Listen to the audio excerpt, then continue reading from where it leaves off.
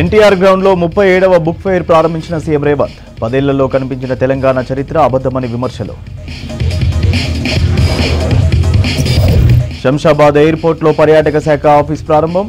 రాష్ట్రంలో టూరిజాన్ని అభివృద్ధి చేస్తామన్న మంత్రి జూపల్లి. అల్కాపురి కాలనీలో అక్రమ కట్టడాలు కూల్చివేసిన హైడ్రా. అధికారులు రెసిడెన్షియల్ పర్మిషన్ తీసుకుని కమర్షియల్ షట్టర్స్ నిర్మాణం. బేగంపేటలో ప్రభుత్వ పాఠశాలను తనిఖీ చేసిన కలెక్టర్ అనుదీప్. 10వ తరగతి పరీక్షల్లో 100% ఉత్తీర్ణత సాధించాలని సూచన. రేపు ప్రొఫెసర్ జయశంకర్ వ్యవసాయ యూనివర్సిటీ వజ్రోత్సవాలు. ఏర్పాట్లు పూర్తి చేయాలని అధికారులకు మంత్రి తుమ్మల సూచన. గత 10 ఏళ్లలో కనిపించిన చరిత్ర అంతా అబద్ధమన్నారు సీఎం రేవంత్ రెడ్డి. అధికారం ఉందని 10 ఏళ్లలో నచ్చినట్టుగా రాయించుకున్నారని విమర్శించారు. భవిష్యత్తుకు బుక్ ఫెయిర్ దిక్సూచి అన్నారు సీఎం. భవిష్యత్తుకు వారధులుగా పుస్తకాలు ఉంటాయని చెప్పారు సీఎం రేవంత్. హైదరాబాద్ ఎన్టీఆర్ స్టేడియంలో 37వ బుక్ ఫెయిర్ ను ప్రారంభించారు సీఎం రేవంత్ రెడ్డి. కార్యక్రమంలో మంత్రి జూపల్లి కృష్ణారావు హాజరయ్యారు. హైదరాబాద్ బుక్ ఫెయిర్ వీళ్ళు అశోక్ నగర్లో సిటీ సెంట్రల్ లైబ్రరీలో 1985లో చిన్నగా మొదలుపెట్టిన ఈ కార్యక్రమం ఈరోజు రాష్ట్ర స్థాయిలో వాళ్ళు ఈ కార్యక్రమం తీసుకోవడం, ఇలాంటి కార్యక్రమాలలో ప్రొఫెసర్ రమా మెల్కోటే గారు లాంటి మేధావులు అందరూ కూడా పాల్గొని వచ్చే తరానికి ఒక స్ఫూర్తినివ్వాలి. మనం చరిత్ర చదువుకుంటేనే భవిష్యత్తుకు సరైన మార్గాన్ని దిశను నిర్ధారించుకోగలము అన్న సందేశాన్ని వారి ద్వారా ఈ వేదిక ద్వారా చేరవేయవలసిన బాధ్యత మన అందరి మీద ఉన్నది.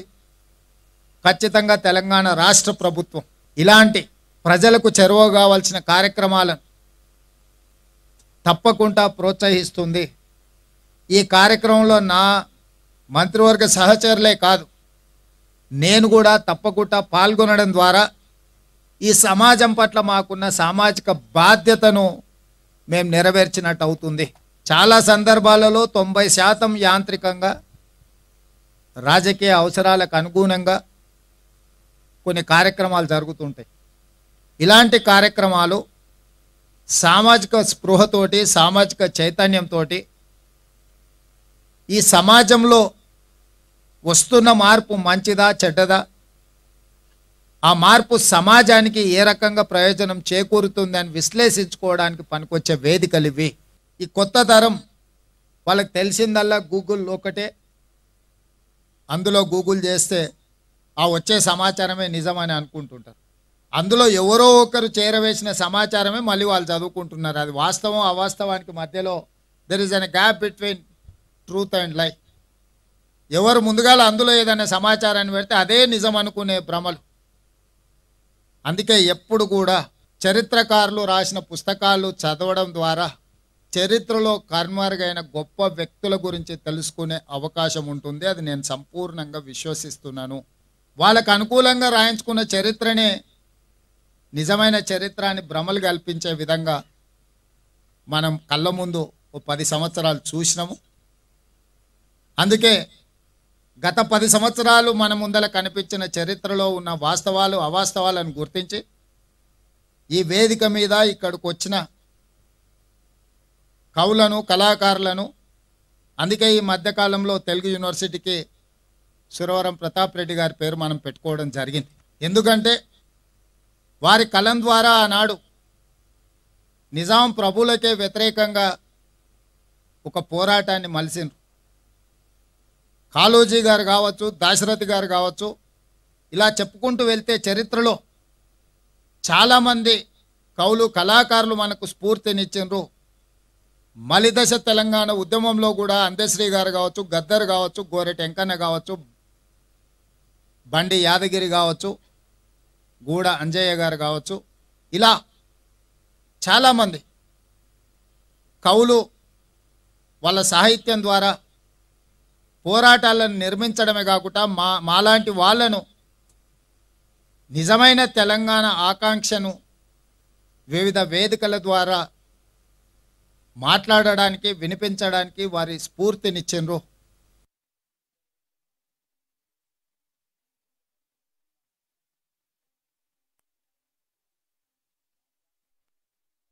గత బీఆర్ఎస్ ప్రభుత్వం నిర్వహించిన ఫార్ములా ఈ కార్ రేసింగ్ వ్యవహారంలో నిధులు దుర్వినియోగం జరిగాయని మాజీ మంత్రి బీఆర్ఎస్ వర్కింగ్ ప్రెసిడెంట్ కేటీఆర్ పై కేసు నమోదైంది. A1గా కేటీఆర్, A2గా అరవింద్ కుమార్, A3గా BLN రెడ్డిలపై ఎఫ్ఐఆర్ నమోదు చేసింది ఏసీబీ. ఇటీవలే గవర్నర్ జిష్ణుదేవ్ వర్మ కేటీఆర్ను విచారణ చేయడానికి అనుమతించిన నేపథ్యంలో ఎంక్వైరీ బాధ్యతను ఏసీబీకి అప్పగించింది రాష్ట్ర ప్రభుత్వం. వీళ్లకు త్వరలోనే నోటీసులు అందించి విచారణ చేపట్టే అవకాశం ఉంది.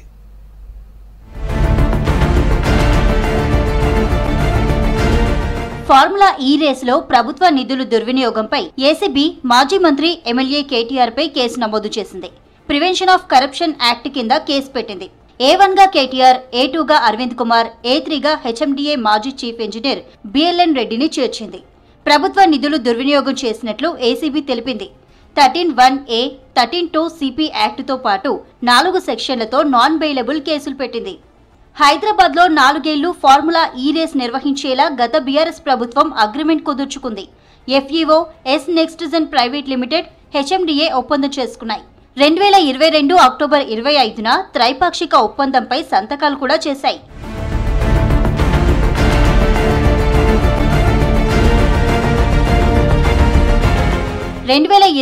ఫిబ్రవరి 10-11న ఫస్ట్ ఫార్ములా ఈ కార్ల రేస్ సెషన్ 9 జరిగింది. అత్యంత రద్దీగా ఉండే ట్యాంక్ బండ్ చుట్టూ ఐమాక్స్ సమీపంలో కార్ల రేసింగ్ ను నిర్వహించారు. దీనివల్ల హైదరాబాద్ జనం నానా తిప్పలు పడ్డారు. అప్పుడు రేసింగ్ రోడ్లు, ఇతర మౌలిక సదుపాయాలకు HMDA 20 కోట్లు, రేస్ కు ప్రమోటర్ గా ఉన్న నెక్స్ట్జెన్ అనే ప్రైవేటు ఏజెన్సీ దాదాపు 150 కోట్ల రూపాయలు ఖర్చు చేసింది. క్యాంపెయిన్ తో పాటు స్టాల్స్, సీటింగ్, స్ట్రీట్ లైట్స్, ఇతర ఖర్చులన్నీ ఆ ఏజెన్సీ భరించింది. సీజన్ 9 నిర్వహణ వల్ల HMDAకు, నెక్స్ట్జెన్ సంస్థకు భారీ నష్టమే వచ్చింది.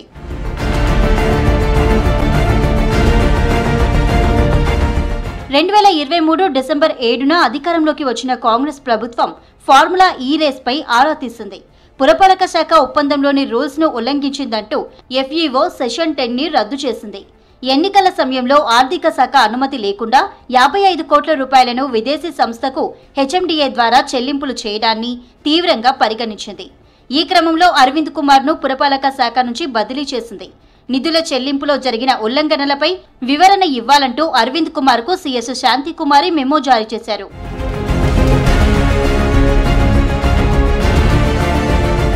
తాను ఎలాంటి ఉల్లంఘనలకు పాల్పడలేదని, గత ప్రభుత్వంలోని మున్సిపాలిటీ మంత్రి కేటీఆర్ ఇచ్చిన మౌలిక ఆదేశాల మేరకే చెల్లింపులు చేశామని తెలిపారు అరవింద్ కుమార్.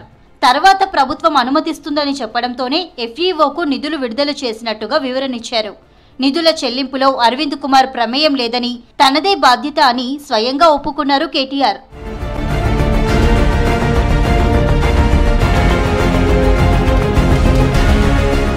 ఫార్ములా ఈ కార్ రేసింగ్ లో కుంభకోణం జరిగిందంటున్న ప్రభుత్వానికి చిత్తశుద్ధుంటే అసెంబ్లీలో చర్చ పెట్టాలని డిమాండ్ చేశారు కేటీఆర్. అసెంబ్లీలో అన్ని వాస్తవాలను చెప్పేందుకు రెడీగా ఉన్నానని స్పష్టం చేశారు. నిన్న రేవంత్ రెడ్డికి ఉత్తరం రాసిన, ఏదో కేసు పీస్ అంటున్నావు కదా, పెట్టు చర్చ అసెంబ్లీలో దమ్ముందా అని అడిగిన, పత్తలేదు. రేపో లేకపోతే ఎల్లుండో ఆయనతో అసెంబ్లీ ఏదో నడిపించినట్టు చేసి తూతూ మంత్రంగా మైకులు వలిగేటట్టేదో సేమ్ సోది ఉపన్యాసాలు చెప్పి అవతల పడతారు తప్ప ఈ విషయం మీద చర్చించే దమ్ము ప్రభుత్వానికి లేదు. అసలు ఫార్ములా ఈ ఏంది, అసలు హైదరాబాద్ ఈ ప్రీ ఏంది, అసలు జరిగింది ఏంది. అందుకే అనివార్య పరిస్థితులు, ఎందుకంటే ప్రభుత్వానికి ఏమో చర్చకు ముందుకొచ్చే దమ్ము లేదు, చర్చలో పాల్గొనే సత్తా లేదు. ముఖ్యమంత్రికి చర్చలో పాల్గొని కళ్ళలో కళ్ళు పెట్టి చూసి ధైర్యంగా ఇది జరిగింది తప్పు అని రుజువుపించే శక్తి లేదు. ఫార్ములా ఈ కార్ రేసింగ్ అంశంలో కేటీఆర్ పై కేసు నమోదు చేయడంపై అసెంబ్లీలో ప్రస్తావించారు మాజీ మంత్రి ఎమ్మెల్యే హరీష్ రావు. ప్రశ్నిస్తే అక్రమ కేసులు పెడుతున్నారని ఫైర్ అయ్యారు. రాష్ట్ర బ్రాండ్ ఇమేజ్ పెంచేలా పనిచేసిన కేటీఆర్ పై కేసులు పెడతారా అంటూ ప్రశ్నించారు హరీష్. అధ్యక్ష, ఈరోజు బాధ కలిగేది ఏంటంటే రేవంత్ రెడ్డి గారు కానీ ఈ ప్రభుత్వం ఏం చేస్తుంది, మేమేదైనా ప్రశ్నిస్తే మమ్మల్ని దబాయించుడు, ఎంక్వైరీల పేరు మీద అక్రమ కేసులు పెట్టుడు, ఇదే కదా మీరు చేసేది. ఇవాళ మా కేటీఆర్ గారి మీద అన్యాయంగా రాష్ట్రం కోసం ఆయన పనిచేస్తే, రాష్ట్ర ఇమేజ్ ను పెంచే ప్రయత్నం చేస్తే కేటీఆర్ గారి మీద కేసు పెడుతున్నారు. ఫార్ములా ఈ రేస్ కేసులో కేటీఆర్ అడ్డగోలుగా మాట్లాడుతున్నారని ఫైర్ అయ్యారు ప్రభుత్వ విప్ ఆది శ్రీనివాస్. జైలుకు వెళ్తానని కేటీఆర్ కు తెలుసన్నారు. బీఆర్ఎస్ నేతలు చేసిన అవినీతి ఆధారాలతో సహా బయటకొస్తాయన్నారు ఆది శ్రీనివాస్. ఫార్ములా ఈ రేస్ వ్యవహారంలో కేటీఆర్ అడ్డగోలుగా మాట్లాడుతూ HMDపై ఒత్తిడి చేసి అసలు ఎలాంటి అనుమతులు లేకుండా మంత్రిమండలిలో కేబినెట్ లో నిర్ణయం తీసుకోకుండా ముఖ్యమంత్రి గారు ఆమోదం లేకుండా నేనున్నానని చెప్పని హెచ్ఎండి పైన ఒత్తిడి చేసి 55 కోట్లు అడ్వాన్స్ గా చెల్లించిన దానిపైన ఏసీబీ విచారణ జరుగుతున్న క్రమంలో వారు మాట్లాడిన మాటలు ఏం చేసుకుంటారో చేసుకోపోమ్మని, ఏం పీకలేరని, వెంట్రుక కూడా పీకలేడని చెప్పనేటువంటి కాడి నుంచి చర్చకు సిద్ధమని ఇక్కడికి వచ్చేది. మాజీ మంత్రి కేటీఆర్ పై ఎఫ్ఐఆర్ నమోదులో చట్టం తన పని తాను చేసుకుపోతుందన్నారు కాంగ్రెస్ లీడర్ అద్దంకి దయాకర్. ఫార్ములా ఈ రేస్ నిర్వహించే విషయంలో కేటీఆర్ సొంత నిర్ణయాలు తీసుకున్నారన్నారు.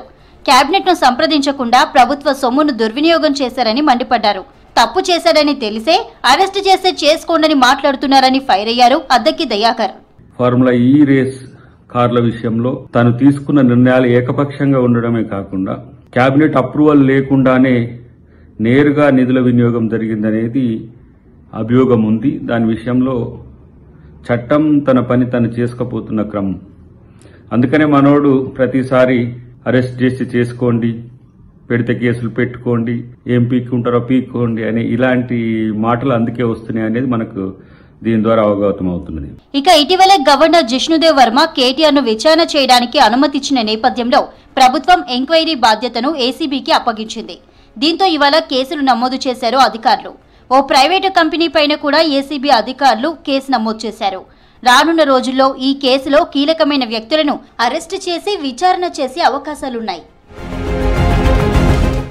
కూకట్పల్లి నియోజకవర్గంలో ట్రాఫిక్ సమస్యను పరిష్కరించాలని కోరుతూ సీఎం రేవంత్ రెడ్డికి వినతి పత్రాన్ని అందించారు ఎమ్మెల్యే మాధవరం కృష్ణారావు.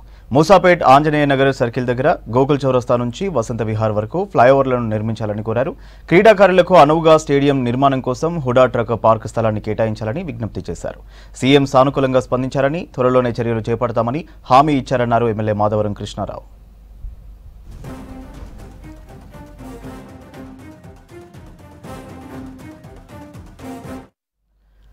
ఆత్మవిశ్వాసం, పట్టుదలతో కష్టపడి చదివినప్పుడే మెరుగైన ఫలితాలు సాధించవచ్చన్నారు హైదరాబాద్ కలెక్టర్ అనుదీప్. బేగంపేటలోని ప్రభుత్వ పాఠశాలను అధికారులతో కలిసి ఆకస్మికంగా తనిఖీ చేశారు కలెక్టర్. స్కూల్ పరిసరాలు, వాటర్ ట్యాంక్, అటెండెన్స్ రిజిస్టర్లను పరిశీలించారు. తర్వాత 10th క్లాస్ స్టూడెంట్స్తో ఇంటరాక్ట్ అయిన కలెక్టర్ ఎగ్జామ్స్లో 100% ఉత్తీర్ణత సాధించాలన్నారు. విద్యార్థులకు ఎలాంటి ఇబ్బందులు రాకుండా బోధనను అందించడంతో పాటు సరైన ప్రణాళికతో 10వ తరగతి పరీక్షలకు సిద్ధం కావాలని సూచించారు కలెక్టర్ అనుదీప్.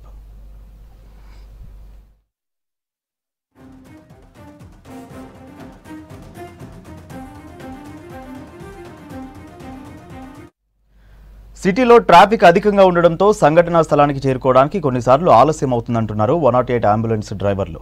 ఒక్కోసారి పేషెంట్ను హాస్పిటల్కి తీసుకెళ్లే సమయంలో వాహనదారులు దారి ఇవ్వడం లేదన్నారు. రద్దీ ఎక్కువగా ఉన్న సమయంలో ట్రాఫిక్ సిగ్నల్స్ వేసి పోలీసులు పంపిస్తున్నారని తెలిపారు. ఇదే అంశానికి సంబంధించిన మరింత సమాచారం నరేష్ అందిస్తారు. అంబులెన్స్లకు సంబంధించి రోడ్డు పైన ఎట్లాంటి కష్టాలు ఉంటాయి, ట్రాఫిక్ సంబంధించి ఎట్లాంటి సమస్యలు వాళ్ళు ఫేస్ చేస్తూ ఉన్నారు, దీనికి సంబంధించి మనతోటి మాట్లాడడానికి ప్రైవేట్ అంబులెన్స్లకు సంబంధించినటువంటి డ్రైవర్స్ మనతోటి ఉన్నారు. ఒకసారి వాళ్ళతో మాట్లాడే ప్రయత్నం చేద్దాం. అన్న చెప్పండి, మీరు ప్రధానంగా రోడ్ల మీదకి వెళ్ళేటప్పుడు అంబులెన్స్లో వచ్చేసరికి పేషెంట్లకు సంబంధించి డిఫరెంట్ కండిషన్స్ ఉంటాయి, కొందరు సీరియస్ కండిషన్ తోటి ఉన్నటువంటి సిచ్యువేషన్స్ కూడా ఉంటాయి. ట్రాఫిక్ సమస్యలు ఎట్లా ఉంటాయి చెప్పండి మీరు అంబులెన్స్ పేషెంట్ను హాస్పిటల్ తీసుకొచ్చే టైంలో?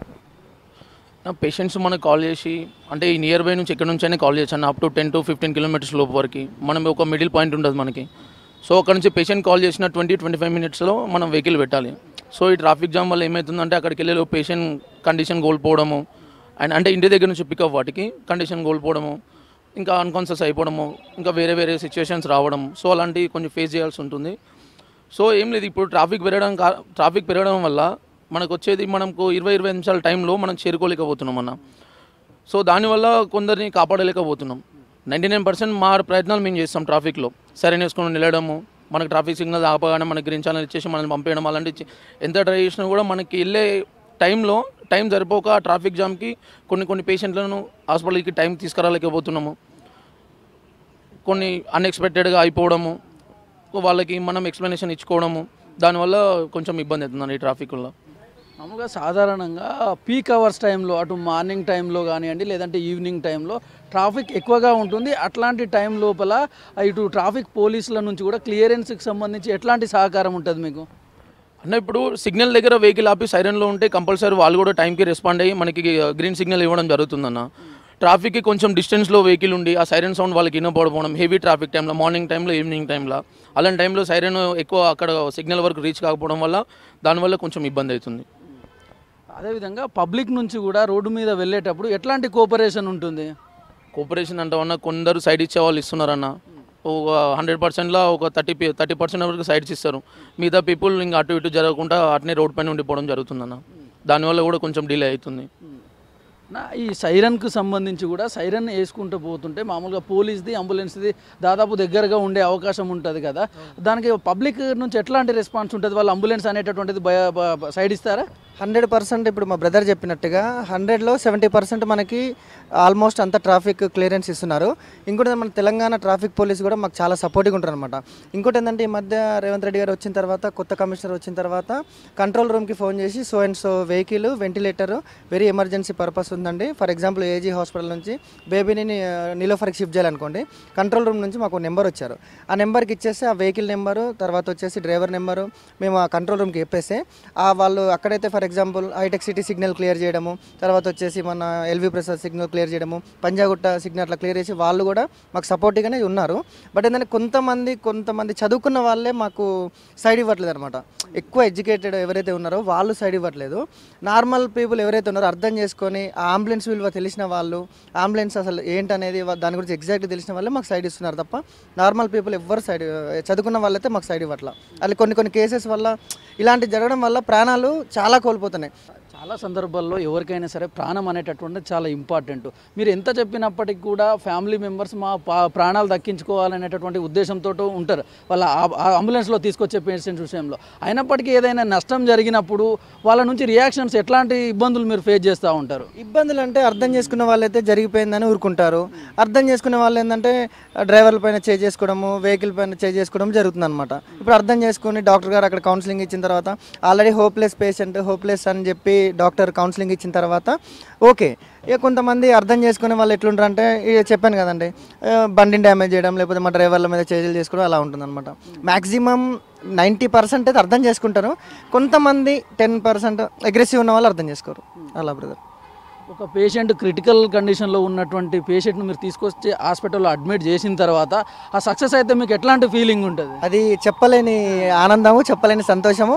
ఆ కష్టానికి ఒక ప్రతిఫలం ఫైనాన్షియల్ కాకుండా మేమంత కష్టపడి మేము తీసుకెళ్ళి మా తరఫుకించి పేషెంట్ సేవ్ అయ్యాడు అనుకోండి, మాకు చాలా హ్యాపీ అనమాట. ఘటన జరిగిన ప్రాంతానికి ఎంతసేపట్లో రీచ్ అవుతారు?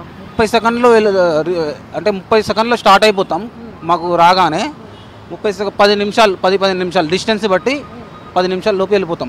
ట్రాఫిక్ ఉంటే కొంచెము ఇబ్బందులు ఉంటుంది కానీ ఇస్తుంటారు కొందరు ట్రాఫిక్లు, బైక్స్ వాళ్ళు ట్రాఫిక్ కొంచెం క్లియర్ చేస్తుంటారు. పోలీస్ వాళ్ళు కూడా కొంచెం సపోర్ట్గా వస్తారు. కొంచెం రాంగ్ వేలో ఇట్లా కొంచెం రన్ వే తీస్తారు. ఇది కాల్స్కి సంబంధించి వెంటనే కూడా ఒక్కొక్కసారి ఎక్కువ కాల్స్ వస్తూ ఉంటాయి. అట్లాంటప్పుడు ఎట్లా అనిపిస్తుంటుంది మీకు? వస్తుంటుంది. ఇప్పుడు పేషెంట్ని షిఫ్ట్ చేసి అడ్మిట్ చేయకముందుకే మళ్ళీ కాల్స్ వస్తుంటాయి. ఇక తొందర ఫినిష్ చేసుకొని నెక్స్ట్ పేషెంట్కి వెళ్తూనే ఉంటాం. మీకు వచ్చే కాల్స్ కూడా ఎట్లాంటి కాల్స్ ఎక్కువగా వస్తూ ఉంటాయి? మీకు ఇబ్బంది పెట్టేటటువంటి డిస్టర్బ్ చేసే కాల్స్ కూడా ఏమన్నా వస్తూ ఉంటాయా 108కి? వస్తూ ఉంటాయి. కొంతమంది డ్రింకర్స్ కాల్ చేస్తుంటారు, టైం వేస్ట్ చేస్తుంటారు, 2-3 అవర్స్ టైం వేస్ట్ చేస్తుంటారు. మెడికల్ పరంగా ఏం లేకుండా కూడా అంటే ఎమర్జెన్సీ ఉన్న వాళ్ళకు ఇబ్బంది అవుతుంది. దానివల్ల ఎమర్జెన్సీ ఉన్న వాళ్ళకు ఇబ్బంది అవుతుంది. చూసాం కదా అంబులెన్స్ డ్రైవర్లకు సంబంధించినటువంటి సమస్యలను. కెమెరామన్ జగన్తో నరేష్, V6 న్యూస్, హైదరాబాద్. కాళేశ్వరం ప్రాజెక్టులో అవకతవకలు, మేడిగడ్డ ప్రాజెక్టు కుంగుబాటుపై విచారణ కొనసాగుతోంది. మాజీ చీఫ్ సెక్రటరీ సోమేష్ కుమార్, గత సీఎంఓలో కీలకంగా పనిచేసిన స్మితా సబర్వాల్ కాళేశ్వరం కమిషన్ ముందు విచారణకు హాజరయ్యారు. గతంలో వీరు కమిషన్కు సమర్పించిన అఫిడవిట్ ఆధారంగా ఓపెన్ కోర్టులో క్రాస్ ఎగ్జామినేషన్ చేశారు commission chairman PC Ghosh.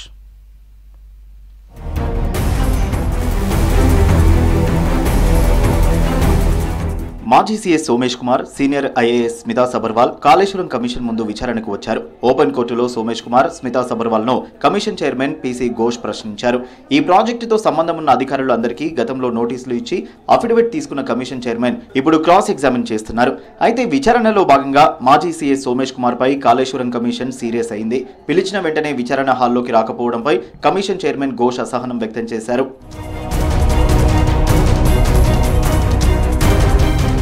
Medigadda, Annaram, Sundilla బ్యారేజీలకు అనుమతుల విషయంలో సోమేష్ కుమార్, స్మితా సబర్వాల్ను ప్రశ్నించింది కాళేశ్వరం కమిషన్. 3 బ్యారేజీల విషయంలో సిఎస్ ఇరిగేషన్ సెక్రటరీగా ఉన్నప్పుడు ఏమైనా డీల్ చేశారా అని సోమేష్ను కమిషన్ ప్రశ్నించింది. ఇరిగేషన్ సెక్రటరీగా కొద్ది కాలమే ఉన్నానని, చీఫ్ సెక్రటరీగా ఉన్నప్పుడు కేబినెట్ నిర్ణయాల మేరకు ముందుకు వెళ్లానని చెప్పారు. సిఎస్గా ఉండి ఏ నిర్ణయమైనా కేబినెట్ అనుమతి ప్రకారమే తీసుకుంటాను అనడం కరెక్ట్ కాదన్నారు కమిషన్ చైర్మన్. నిబంధనలకు వ్యతిరేకంగా 3 బ్యారేజీల నిర్మాణాలు జరిగినట్లు ఏమైనా గుర్తించారా అని కమిషన్ ప్రశ్నించింది.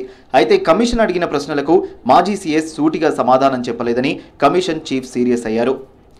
అడిగే ప్రశ్నలకు మాత్రమే సమాధానాలు చెప్పాలని సోమేష్ కుమార్ను జస్టిస్ పీసీ ఘోష్ హెచ్చరించారు. సీఎస్గా ఉన్నప్పుడు 3 బ్యారేజీల విషయంలో ఏదైనా తప్పు జరిగినట్లు గుర్తించారా అని కమిషన్ చీఫ్ అడగగా, గంటపాటు జరిగిన విచారణలో కమిషన్ అడిగిన ప్రశ్నలకు గుర్తుకు లేదు, మర్చిపోయాను, చాలా సంవత్సరాలు అయింది అని సోమేష్ కుమార్ సమాధానం చెప్పారు.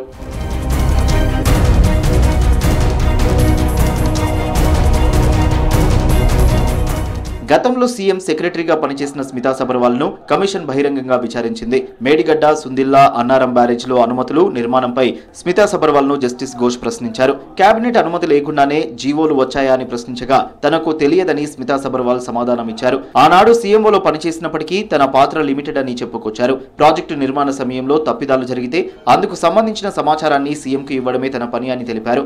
ఎక్కడైతే ప్రాజెక్టులు, బ్యారేజీల నిర్మాణం జరిగిందో ఆయా జిల్లాల కలెక్టర్లతో కోఆర్డినేట్ చేసుకోవడం, సమాచారం సేకరించడం, సీఎంఓ నుంచి ఇన్ఫర్మేషన్ను కలెక్టర్లకు చేరవేయడం మాత్రమే తన విధి అని తెలిపారు. తన రోల్ చాలా లిమిటెడ్ మాత్రమే అని కమిషన్కు స్మితా సబర్వాల్ చెప్పారు. ఇద్దరు రిటైర్డ్, ఇద్దరు సీనియర్ ఐఏఎస్లను విచారించిన కమిషన్ మరికొంతమంది అధికారులను కూడా విచారించనున్నారు. మరోవైపు ఈ ప్రాజెక్టులో కీలకంగా వ్యవహరించిన గత ప్రభుత్వంలోని కీలకమైన వ్యక్తులకు కమిషన్ నోటీసులు ఇచ్చి విచారణకు పిలిచే అవకాశం ఉన్నట్టు తెలుస్తోంది. పర్యావరణ పరిరక్షణ కోసం ప్రతి ఒక్కరూ గోవును రక్షించాలన్నారు గోరక్షక దళ అధ్యక్షుడు బాలకృష్ణ. గో సంరక్షణ పేరుతో కాశ్మీర్ నుంచి కన్యాకుమారి వరకు పాదయాత్ర చేపట్టారు. దీంతో ఆయనకు సికింద్రాబాద్ బోయిన్పల్లిలోని గురుస్వాముల బృందం ఘన స్వాగతం పలికి సన్మానించింది. హిందువులంతా దైవంగా పూజించే గోమాతను రక్షించుకోవాలని పిలుపునిచ్చారు. పర్యావరణాన్ని కాపాడే గోవుల సంరక్షణ కోసం 6000 కిలోమీటర్లు 14 రాష్ట్రాలలో పాదయాత్ర చేశానని తెలిపారు బాలకృష్ణ.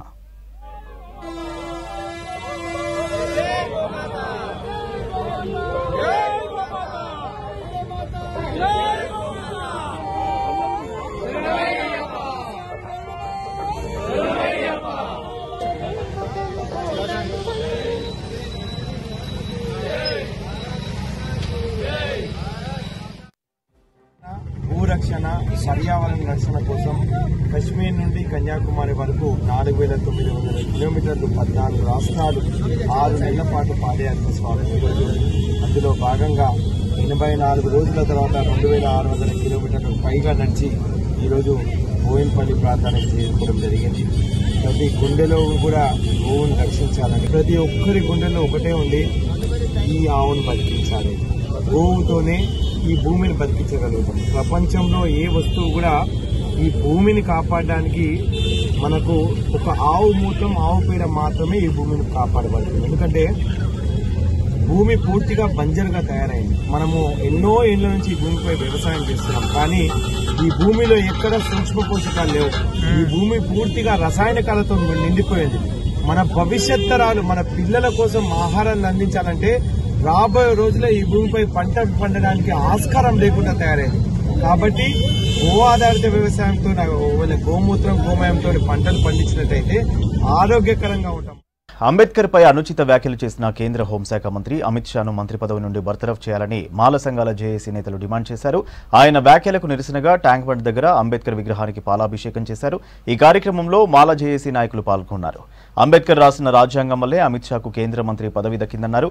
బేషరతుగా దేశ ప్రజలకు అమిత్ షా క్షమాపణలు చెప్పాలని డిమాండ్ చేశారు మాల జేఏసీ నేతలు.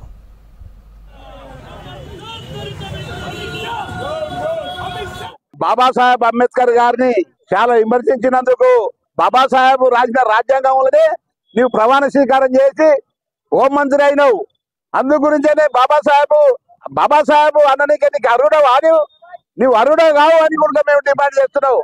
బాబాసాహెబ్ అంబేద్కర్ ను విమర్శించినోని నీ బర్తరఫ్ చేయాలి, పార్టీలకు వెళ్ళి తీసేయాలని కూడా మేము డిమాండ్ చేస్తున్నాం.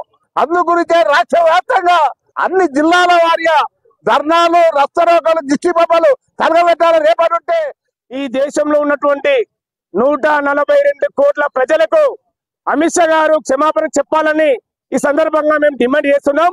అంబేద్కర్ గారి పేరును మరి పార్లమెంటులో పదే పదే మరి అంబేద్కర్ గారి పేరు తీయద్దు, అదే భగవాన్ పేరు తీసే గాన మీకు 7 జన్మలో స్వర్గం ఉంటుందని చెప్పేసి ఏదైతే అన్నాడో దాన్ని మేము తీవ్రంగా ఖండిస్తున్నామని చెప్పేసి కూడా ఈ సందర్భంగా నేను గుర్తు చేస్తున్నాను. ఇలా బీజేపీ నాయకులు రాజ్యాంగాన్ని మార్చమన్నారు. ఇక్కడ తెలుగు రాష్ట్రాల్లో కూడా మాదిగల మధ్య చిచ్చు పెట్టి తమాషా చూస్తున్నటువంటి అమిత్ షా గారు, కిషన్ రెడ్డి గారు వీళ్ళందరూ కూడా దళిత ద్రోహులు. ఉస్మానియా యూనివర్సిటీలో ఐక్య దళిత బహుజన విద్యార్థి సంఘాల ఆధ్వర్యంలో కేంద్ర హోంశాఖ మంత్రి అమిత్ షా దిష్టిబొమ్మను దహనం చేశారు. తర్వాత భారీ ర్యాలీతో వెళ్లి లా కాలేజీ దగ్గరున్న అంబేద్కర్ విగ్రహాన్ని శుద్ధి చేశారు. అంబేద్కర్ పై అనుచిత వ్యాఖ్యలు చేసిన అమిత్ షా దేశ ప్రజలకు బహిరంగ క్షమాపణ చెప్పాలని డిమాండ్ చేశారు. ఈ అంశంపై ప్రధాని మోదీ స్పందించి మంత్రివర్గం నుంచి అమిత్ షాను తప్పించాలని డిమాండ్ చేశారు. అనుచిత వ్యాఖ్యలకు నిరసనగా ఈరోజు ప్రజాస్వామిక కుల మత సంఘాలన్నీ కలిసి ఉస్మానియా యూనివర్సిటీలో ఈరోజు అమిత్ షా యొక్క దిష్టిబొమ్మ దగ్ధం చేయడం జరిగింది. ఈ సమావేశానికి వివిధ సంఘాల నాయకులు, విద్యార్థులు, రీసెర్చ్ రావడం జరిగింది. బాబాసాహెబ్ అంబేద్కర్ పై కేంద్ర హోంమంత్రి అమిత్ షా చేసిన వ్యాఖ్యలను నిరసిస్తూ టీజేఎస్ పార్టీ ఆధ్వర్యంలో ఆందోళనకు దిగారు. నాంపల్లిలోని రాష్ట్ర కార్యాలయం దగ్గర నిరసన కార్యక్రమం నిర్వహించారు. అమిత్ షా దిష్టిబొమ్మను దహనం చేశారు నేతలు. అమిత్ షా చేసిన వ్యాఖ్యలను వెంటనే వెనక్కి తీసుకోవాలని డిమాండ్ చేశారు టీజేఎస్ నేతలు.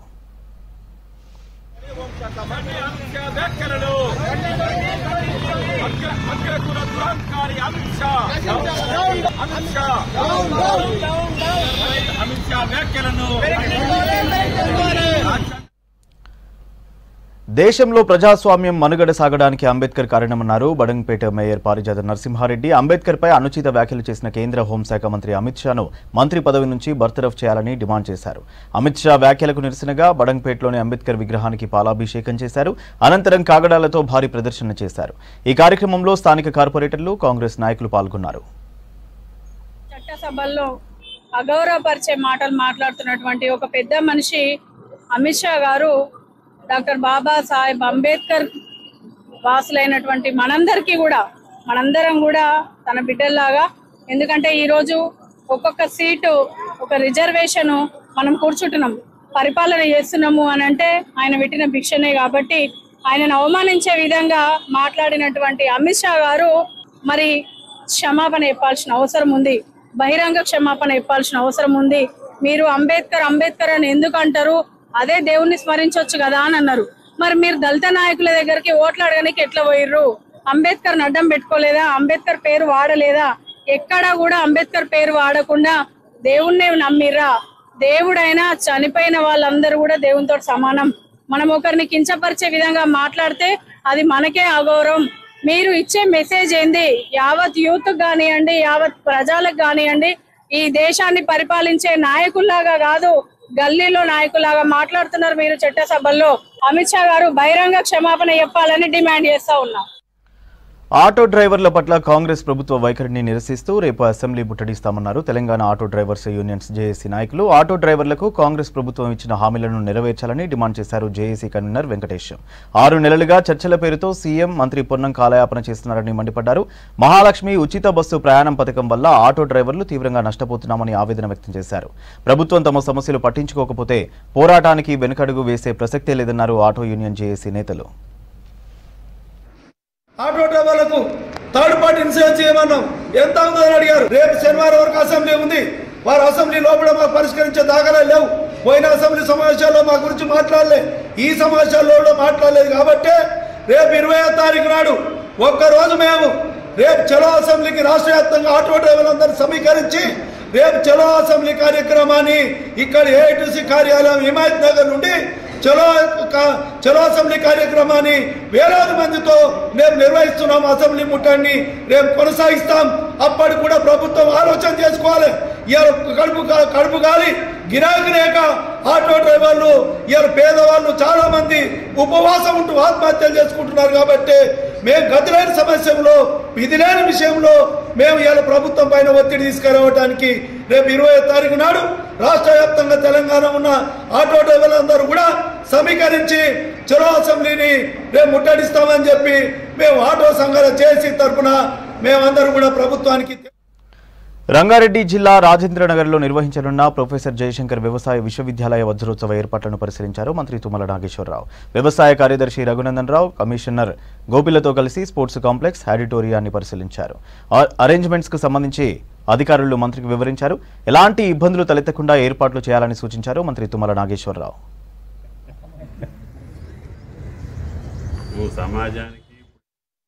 దిల్సుఖ్ నగర్లోని నారాయణ స్కూల్ ముందు అయ్యప్ప స్వాములు ఆందోళన చేపట్టారు. 9వ తరగతి చదువుతున్న వసీకరణ్ అనే విద్యార్థి మాల వేసుకున్నందుకు చితకబాదడం దారుణమంటూ నిరసన వ్యక్తం చేశారు స్వాములు. విద్యార్థులకు మ్యాథ్స్ బోధిస్తున్న జోసెఫ్ ప్రేమ్రాజ్ అనే వ్యక్తిని విధుల నుంచి తొలగించాలని డిమాండ్ చేశారు. అయ్యప్ప భక్తులకు క్షమాపణలు చెప్పాలన్నారు. విద్యార్థి తండ్రి ఫిర్యాదుతో కేసు నమోదు చేసి దర్యాప్తు చేస్తున్నారు సరూర్ నగర్ పోలీసులు.